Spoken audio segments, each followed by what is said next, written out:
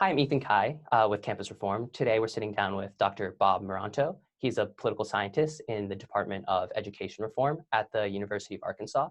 Dr. Moranto has been conducting research on the association of political ideology of students and how it affects their grades. So welcome, Dr. Moranto. Hi, it's great to be here, Ethan. Yeah, so thank you so much for being here today and sitting down with me. So let's just jump right into it. So for our viewers who are not familiar with the study, could you give them just a brief overview of your findings? Yeah, my colleague Matthew Wisner and I have been doing work for years on political correctness in universities. And something that strikes us is that people don't do much empirical research on this. There's a lot of commentary from both the left and the right, but very few people are really doing systematic studies. The late Stanley Rothman was one who did, and we followed in his, or tried to follow in his footsteps in some ways. In fact, we did a book back in 2009, The Politically Correct University, that's available online for free, that we present a lot of empirical studies. But the last 4 or 5 years, Matthew and I have talked about how there's a lot of discussion about does ideology influence grading. There's not a whole lot of empirical work on it. So Matthew was able to get a hold of the HERE data set from UCLA, which is a huge data set, 17,000 undergraduates at a wide range of colleges and universities, about 7,000 that were useful for our purposes. And so we were actually able to look at whether controlling for a number of other variables, student ideology tends to affect what grades students get. And we had some interesting findings, not incredibly powerful findings, but they were definitely there. Yeah, so were there any specific findings that really surprised you? Yeah, one that shouldn't have surprised me, but did in a way. We found that when you control for everything else, for SATs, for demographics, for major, for a wide range of other things, conservative students tend to do a little better than you would expect in terms of their grades. They get higher grades than you would expect in high school and lower grades than you would expect in college. And the differences aren't huge, but they're there. And that sort of makes sense in terms of institutional fit. High schools are very conservative institutions. There's a lot of emphasis on following the rules and conformity. And colleges are a lot different. There is a lot of stress on conformity, but sort of in different ways. And high schools also tend to be fairly conservative ideologically, or at least centrist. Colleges tend to be quite liberal ideologically. So for whatever reason, we find conservatives overperform in terms of their grades. They overperform in high school, they underperform in college. But again, the differences aren't huge. One of the things we found really interesting, that did surprise us a little bit, if you look at views towards abortion, one of the more touchy social issues, conservatives do far better than you would expect in high school, somewhat better than you would expect in college, and no better at all in elite colleges. That could be because there's a certain amount of discrimination at elite colleges against social conservatives. It could also just be because these are pretty serious kids, often fairly religious kids, that they're working very hard. And in high school and college, that's a huge advantage. In elite colleges, everybody's worked hard to get there. So maybe that's no longer as much as an advantage. So, there are a lot of really interesting things to tease out here that we really want to look at further down the road. We did find conservative students, socially conservative in particular, have somewhat less close relationships with faculty, or a little less likely to do research with faculty, especially in the social sciences. And that maybe partly explains the difference in pipeline. Conservatives are about as smart as liberals. A few differences in measured verbal SAT, but in general, not huge differences. But conservatives are much less likely to go on and get a PhD and become a professor than liberals are. Some of that might be discrimination. In fact, it probably is discrimination. Some of it might be fear of discrimination. A lot of it, though, are different life choices. And Matthew Wisner, in earlier work, my co-author Matthew Wisner, in earlier work with his spouse and partner April Kelly Wisner, they did some fascinating work. They found that from HERE surveys back in 2007, I think, they found that conservatives love their communities, love their families. They want to go to college, do a good job, get a nice job, get married, have kids, probably even stay near their hometowns. Liberals are more likely to want to do creative works, not as close with their families or communities, maybe want to move far away. And that actually explains some of the difference in pipelines, why there are so many more liberal than conservative professors. So that's got to be part of the story too. I mean, I think people on the right want to tell a straight discrimination story. People on the left want to tell a straight, choice and lifestyle story. I think probably each are a little bit accurate. And it's interesting when you actually look in the data and dive into it, what you find. Yeah. So we don't find the conservatives are, for the most part, beleaguered on campus. For the most part, they actually report liking colleges as much as people on the left do. And now one interesting finding, conservatives tend to like all their college courses. Liberals like their social science and humanities courses. They do not like their science and math courses. I mean, in general, and that's a really interesting finding. Again, that I think gets at kind of differences in temperament in some ways. Yeah. So regarding the social sciences aspect, I also read in your paper that the grade discrepancy seems to be bigger in areas of like the humanities. And so where ideology matters most. So that kind of makes sense. Do you ultimately believe that in like the humanities, which tend to be more subjective, the grade discrepancy is attributed to the fact that there is a liberal professor bias? I think there's definitely some liberal professor bias, but I think that there are other things going on too. One thing, honestly, is that at most colleges, professors may not know the ideology of their students. So that would limit that sort of discrimination. A lot of times, and there are two sociologists, oh my goodness, Armstrong and the other one, two sociologists did a very interesting book on this back in 2013. A lot of conservative college students will hide their ideology when they're in classes where it's clear that it's not wise to express it. And I'm sure people on the left may sometimes do that as well, although there are many fewer classes where they feel the need to do it. So often professors don't even know the ideology of the students, and that tends to make bias. Most fields, including mine, political science, really have strong internal norms against ideologically biased grading. Other fields in the arts and humanities, honestly, that's not always as true. But political science, I think that is a pretty strong value of our field. I think there are definitely differences in the liberal arts than in the STEM fields, where STEM things are much more cut and dried, much more objective, frankly. And I think that takes out some of whatever ideological bias might be there. I think there's something else about the nature of the academy, and somebody who actually should have over the show sometime, wonderful scholar at the University of North Texas is, oh my gosh, it's late in the day. George Yancey is a sociologist at the University of North Texas, has done wonderful work on this. Within academia, for the most part, we're fairly open to libertarians, to sort of people like me who are sort of more economically very pro-free market, but on social issues a little more centrist or even to the left. More of the hostility in academia is towards social conservatives. And I think our findings in abortion might be picking that up. George Yancey, and before him, the late Stanley Rothman, did some very interesting work suggesting that, for example, when professors are hiring professors, there might be some real biases against, say, evangelical or fundamentalist Christians, for example. They have public opinion, they have opinion data suggesting that. Rothman actually looked at who gets hired there and looks at their publication records and looks at where they're placed. So we have some pretty strong data indicating that, I think. And I think that's problematic because I think in academia, it's really healthy to be, to interact with a lot of different people who you may disagree with and may have a better understanding of them. I had a wonderful research assistant last year. I'm proud to say he's at Harvard this year. He's a wonderful human being. He and I are doing a book together. Who's a fairly traditional Muslim. I'm a Christian, and we had some wonderful conversations. I think got to know each other a lot better.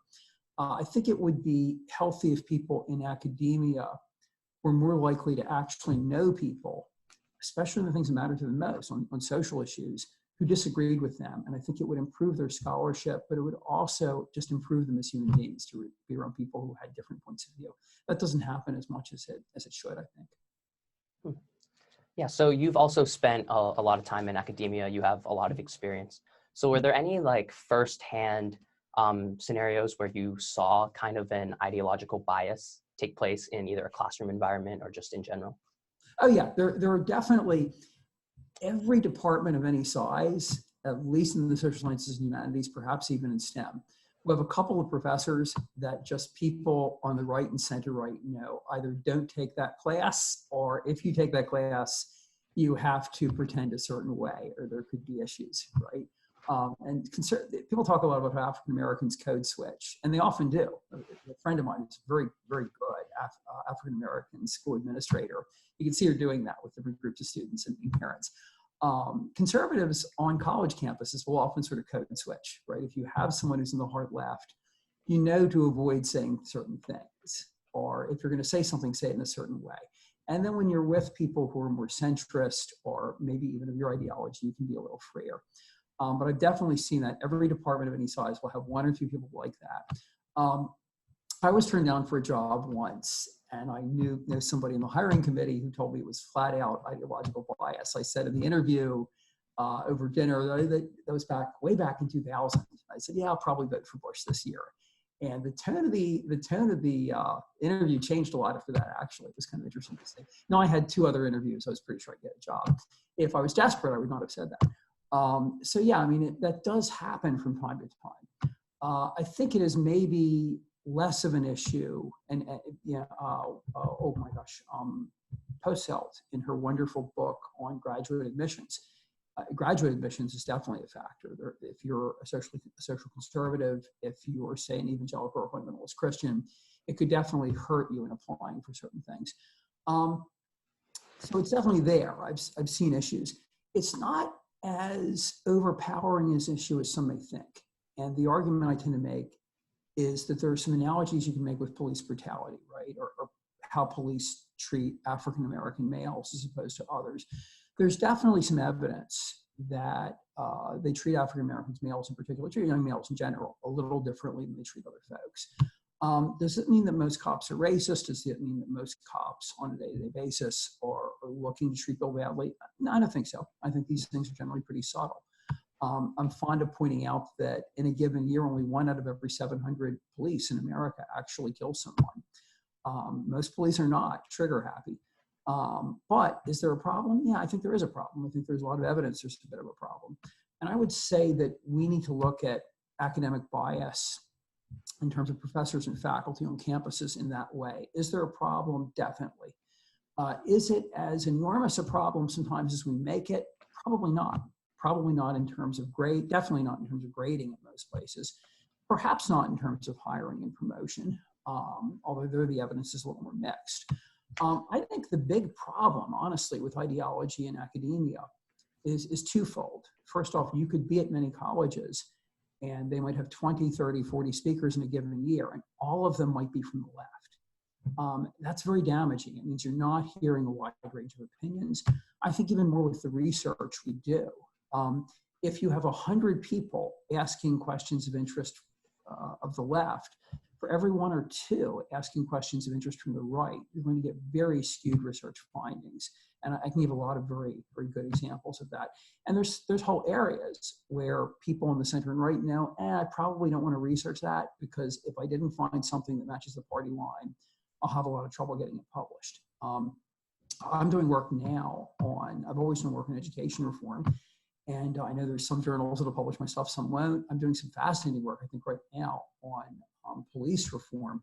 Some police departments do an absolutely wonderful job of controlling crime and also of not shooting civilians. There are departments like New York, NYPD is actually probably the best in the country in terms of really making Black Lives Matter. There are departments like Detroit, like New Orleans, like my hometown of Baltimore, that are really quite bad.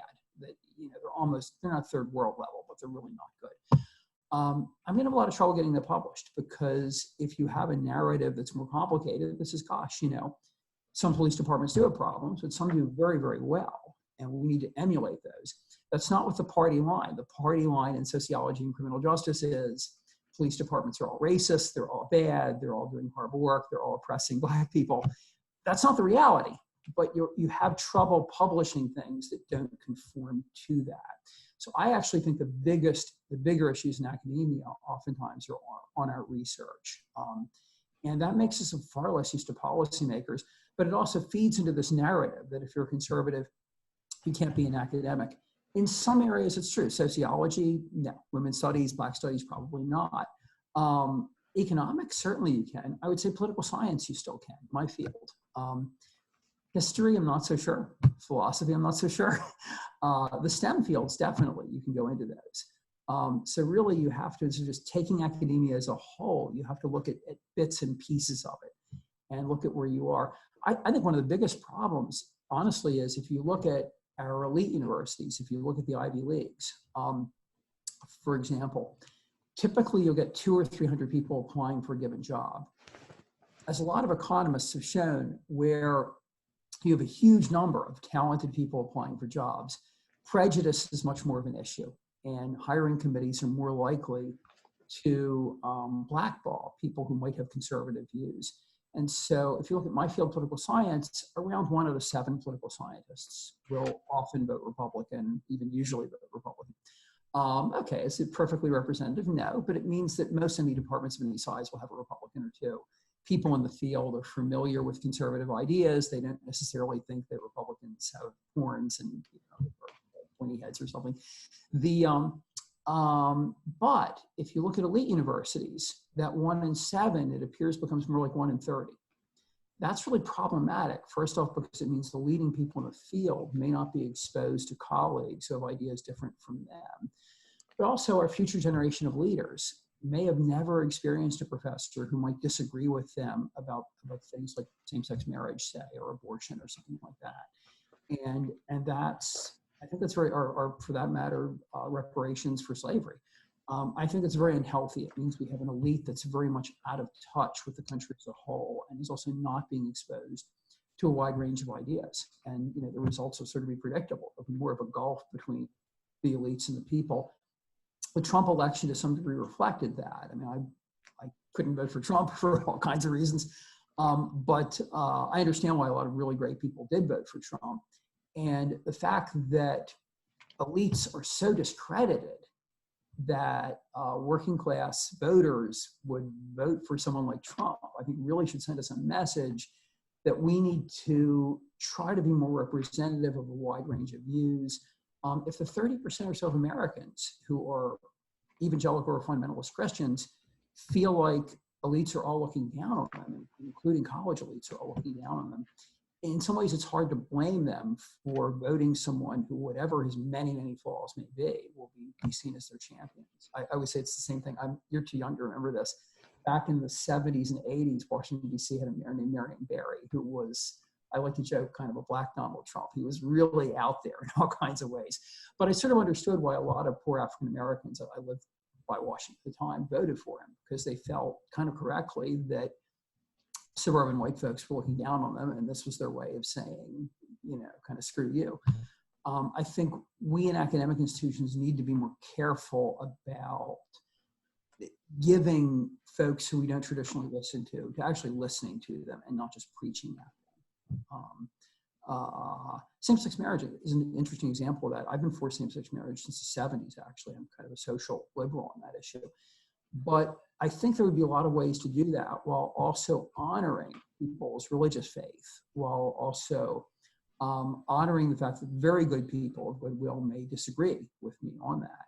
I think we haven't had those discussions because elites, you know, like President Obama, I like in a lot of ways, probably never had a close friend who disagreed with him on that issue, who's, gosh, you know, how can we accommodate folks like that who may disagree with us? And I think it leads to conflicts that are unnecessary when people of goodwill really could work things out. I mean, most people who oppose same-sex marriage are not, or abortion, are not hateful people. At least I don't think they. So this is a long kind of meandering segue. Oh, no worries. Department, we have 8 faculty, 10 faculty, 8 tenure track faculty, who are widely varied in all kinds of ways, religiously, from, you know, pretty hardcore atheists to, you know, some pretty traditional Christians, and in 2 cases, pretty traditional Jews. And we've got people ideologically ranging from sort of libertarian to conservative to social democratic. And I think that's something that makes my department an incredibly healthy place, intellectually and otherwise. And our grad students are that way as well. So we're a great place to get a PhD from, because you'll be exposed to a lot of arguments from people who you may love dearly. And that's a good thing. Something I always urge Republicans thinking of going into academia, I'd say departments like mine, wonderful policy PhD, excellent fellowships, but political science is often a great place to go into. And when you go into it though, and this is where we've gone wrong in diversity in other ways. We're always told in academia that, oh, African Americans should have African American mentors, women should have female mentors, and so on. That's the worst advice ever. If you want to be on the margins of an institution and your group is kind of on the margins, right, hang out with people just like you. But if you want to be at the center of an institution, that's a very bad way to do it. My undergraduate mentor was a social democrat. It's 40 years later, we're still very close. We disagree about all kinds of things, but he's a wonderful person, and my career would not have been successful without him. My mentor in graduate school, my dissertation advisor, wonderful man, Chuck Walcott, traditional center-left Democrat, great guy. We've disagreed about all kinds of things, and we've had a wonderful friendship for about 35 years now. Try to get a mentor who maybe disagrees with you a little bit, and maybe is really in the center of the institution, and that probably means center-left. And that's okay. If you want to be in the center of an institution on the margins, you need to be mentored by people who are in the center. And I sort of give the same advice to women and minorities. I've mentored a couple African Americans over the years. And there really are racial issues on campus. And I think if you just sort of stay with people who just look like you or think like you, that's not going to be healthy to your development.